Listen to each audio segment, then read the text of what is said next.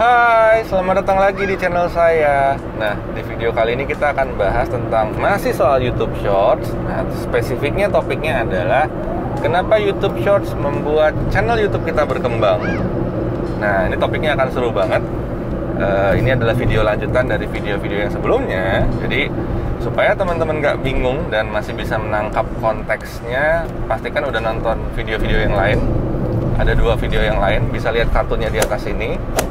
Dan sebelum mulai, saya mau bilang dulu, karena saya syutingnya di mobil, seperti yang teman-teman rasain ya, ini goncang-goncang gitu ya.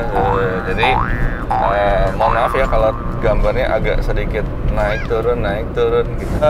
Sebelum mulai, video ini disponsorin sama Websis for Edu. Jadi jangan sungkan dan boleh juga main-main ke YouTube channelnya atau ke medsosnya. Linknya ada di deskripsi. Semoga bisa menginspirasi teman-teman juga, khususnya yang ada di dunia pendidikan gitu ya. Oke, yuk nggak usah lama-lama, kita langsung mulai aja. Ngomongin YouTube Shorts, di video lalu itu cukup seru ya. Sudah bahas tentang gimana cara bikinnya, benefitnya, kemudian juga alasan-alasan kenapa orang suka nonton YouTube Shorts. Nah, di video kali ini saya akan spesifik bahas gimana YouTube Shorts itu membantu kita untuk ngembangin channel YouTube kita.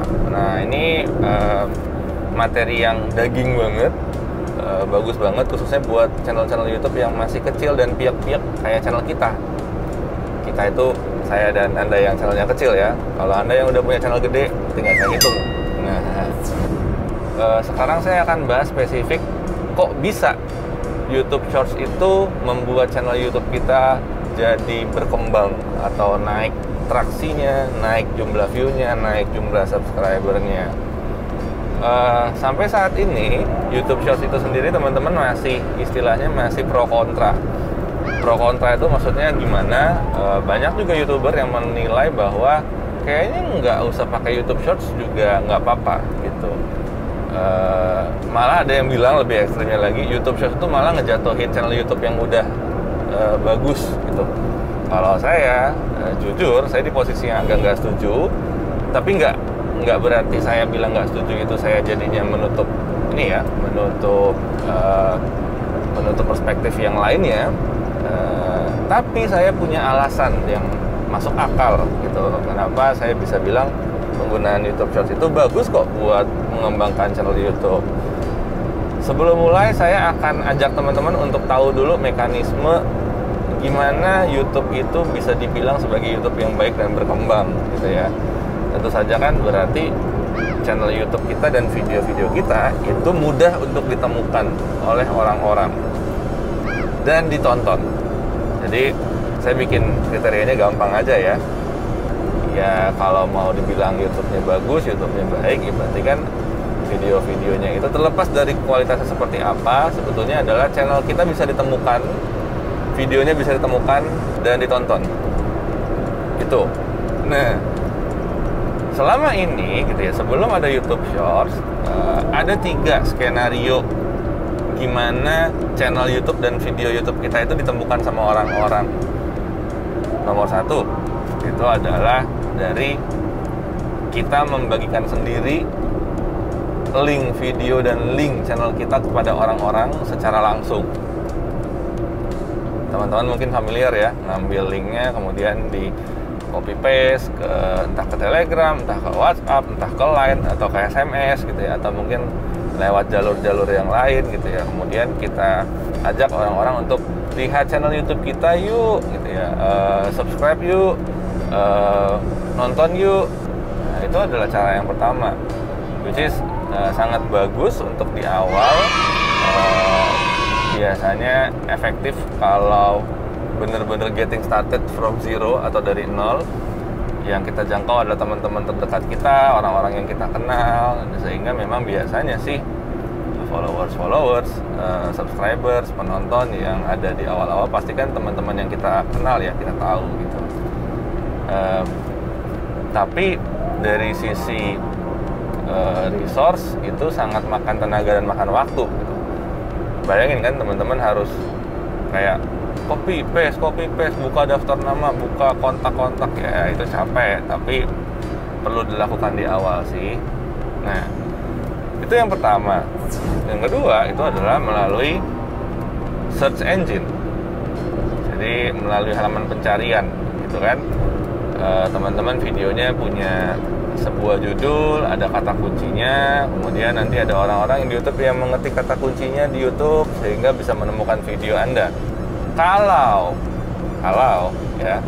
Kalau kata kuncinya sesuai dan memang video Anda adalah video yang termasuk populer dari seluruh video yang menggunakan kata kunci yang sama, which is ya itu ya kemungkinannya nggak selalu ya, karena kan kita juga berkompetisi nih sama banyak orang lain yang membuat video dengan genre atau topik yang sama gitu.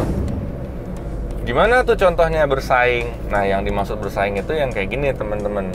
Kalau teman-teman lihat nih misalnya ya, saya coba praktek pakai satu kata kunci di halaman pencarian. Misalnya saya cari Loom iPad animation gitu. Ini adalah salah satu kata kunci yang yang mengarahkan orang-orang ke video-video yang genrenya saya buat ya. Nah, kalau saya klik, saya cari, lihat ya teman-teman. Di sini ya video yang muncul pasti video-video yang paling populer. Populer maksudnya adalah ya entah YouTube channelnya sudah besar atau view-nya sudah banyak gitu. Performa videonya intinya bagus lah. Nah, apakah video saya ada di sini? Ada juga gitu ya, karena saya menggunakan kata kunci yang sama. Tapi lihat deh posisinya adanya di bawah banget gitu. Sementara dalam prinsip atau teori halaman pencarian gitu ya, semakin dia itu berada di atas semakin bagus, berada di tidak di atas berarti ya semakin tahu sendirilah ya kurang bagus performanya. Sehingga memang goal dari pemanfaatan halaman pencarian adalah sebisa mungkin kita membuat video atau channel kita berada di paling atas gitu. Itu dia yang makanya kan juga fitur tersebut gitu ya, itu kan dijual sama Google gitu. Mau nggak halaman pencarian kita itu kalau di search munculin channel YouTube kita tuh adanya di atas gitu ya. Itu ada tapi bayar kan gitu. Jadi sebetulnya untuk pengoptimalisasian search engine atau halaman pencarian ini sendiri, kalau mau yang natural dan alami gratis ya bisa, tapi kudu kerja keras. Kalau mau gampang ya kudu bayar gitu ya, keluar duit tuh. Nah, jadi memang search engine itu sendiri juga nanti baru akan kerasa di tengah-tengah atau ke ujung gitu, ketika memang video kita sudah punya performa yang baik atau channel YouTube kita sudah punya performa yang baik. Jadi nggak selalu bisa berfungsi di awal untuk ngandelin search engine. Nah, yang ketiga ini lebih nggak masuk akal lagi buat channel pemula, yang mana itu adalah melalui trending atau rekomendasi. Ya, yang udah masuk sini ini adalah youtuber atau content creator yang kelas kakap gitu ya, yang memang sangat populer sehingga dia sangat sering muncul terus tuh di halaman rekomendasi kita gitu. Apalagi mereka biasanya juga sudah jadi mitra kuatnya YouTube, sudah sangat istilahnya sangat famous lah gitu. Nah, untuk channel yang masih berkembang kayak channel kita gitu ya, opsi 3 ini saya langsung buang aja ya. Saya langsung ini nggak akan kepake. Jadi mari kita fokus pada 1 dan 2. 1 adalah direct message, berbagi link. 2 adalah search engine. Nah, dulu ini adalah 2 metode yang biasanya ya bisa kita andalin untuk kita mengembangkan channel YouTube. Jadi either kita bagi link atau either kita memang merapikan penjudulan, rename judulnya sesuai dengan kata kunci yang memang laku di pasar atau sesuai, bikin hashtag juga dengan hashtag yang relevan. Nah, itu adalah yang bisa kita lakukan. Nah, semenjak kehadiran YouTube Shorts, muncul satu lagi skenario untuk bisa mengembangkan channel YouTube kita. Keren nggak? Ya kan? Jadi rugi nih kalau nggak dipakai. Saya akan kasih tahu kenapa. YouTube Shorts teman-teman itu adalah video-video pendek yang ketika nanti dipublish itu berkesempatan untuk masuk ke short shelf. Tadi saya sempat bilang short shelf gitu ya. Teman-teman nanti bisa cari di video yang sebelumnya. Short shelf ini adalah sebuah etalase atau lemari seluruh shorts itu berkumpul di sana dan muncul di halaman banyak orang. Ini berarti YouTube Shorts kita itu lebih tinggi peluangnya untuk dilihat oleh orang yang membuka aplikasi YouTube. Kenapa YouTube Shorts membuat kita berkembang? Itu adalah karena ada skenario nomor 4, di mana YouTube Shorts kita jadikan video pemancing atau video stimulus supaya orang membuka channel kita.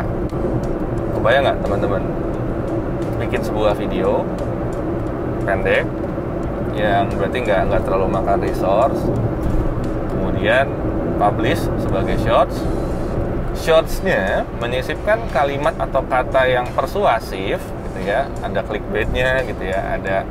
Ada ajakannya, ada stimulus yang mengajak orang untuk pengen tahu, penasaran, klik di atas subscribe dan lihat channel saya. Nah, ketika orang jadinya sudah masuk ke channel kita, gitu ya. Ini seperti yang mungkin saya akan tampilin di sini, di pojok atas ini ada menu subscribe, ya kan? Dan ada dari sini kita bisa masuk ke channelnya. Ini membuat YouTube Shorts menjadi gerbang atau pintu masuk orang ke channel kita. Sehingga ketika dia sudah masuk ke channel kita, dia akan bisa lihat video-video yang sudah kita punya.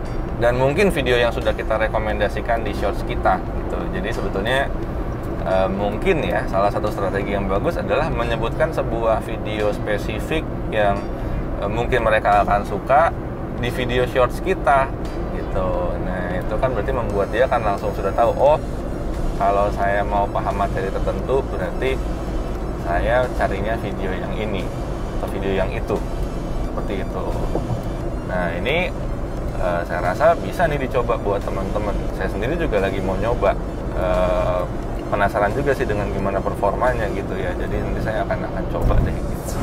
Jadi begitulah teman-teman, itu yang mau saya sampaikan di video kali ini. Jadi saya percaya kok sebetulnya dengan pemanfaatan yang tadi gitu ya, dengan cara yang tadi, YouTube Shorts itu bisa buat bantu mengembangkan channel YouTube kita. Apalagi sebetulnya ada keuntungan nih dengan menggunakan YouTube Shorts untuk pintu gerbang atau stimulus orang-orang masuk ke channel YouTube kita. Karena videonya itu punya karakteristik yang mirip dengan video-video di platform lain kayak TikTok, kayak IG Story. Sebenarnya kan dengan konten yang sama, kita bisa juga tuh sebar ke platform-platform lain yang tadi gitu.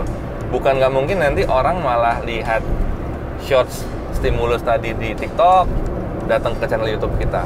Lihatnya di IG Story, datang ke channel YouTube kita. Itu peluang yang mungkin juga ya. Jadi enaknya kan adalah ini kita mau coba cari cara kerja yang pintar, resource-nya keluar sedikit, hasilnya dapat banyak. Jadi ini yang juga akan saya uji coba sendiri. Saya akan praktik sendiri dulu pastinya, dan nanti saya akan kasih juga reviewnya, saya akan kasih juga datanya di video-video lainnya. Saya masih akan terus update. Teman-teman juga kalau mau nyoba silahkan. Kalau nanti juga mau sharing boleh banget. Boleh komen di video ini, boleh juga like, boleh juga subscribe dan nyalain notifikasinya supaya nanti gak ketinggalan ya kalau ada video update yang lain. Termasuk kalau mau dislike video ini juga nggak apa-apa, ya fair-fair aja ya kalau nggak suka. Itu buat jadi umpan balik saya sendiri gitu. Itu aja teman-teman, semoga video ini bermanfaat. Sampai jumpa di kesempatan lainnya.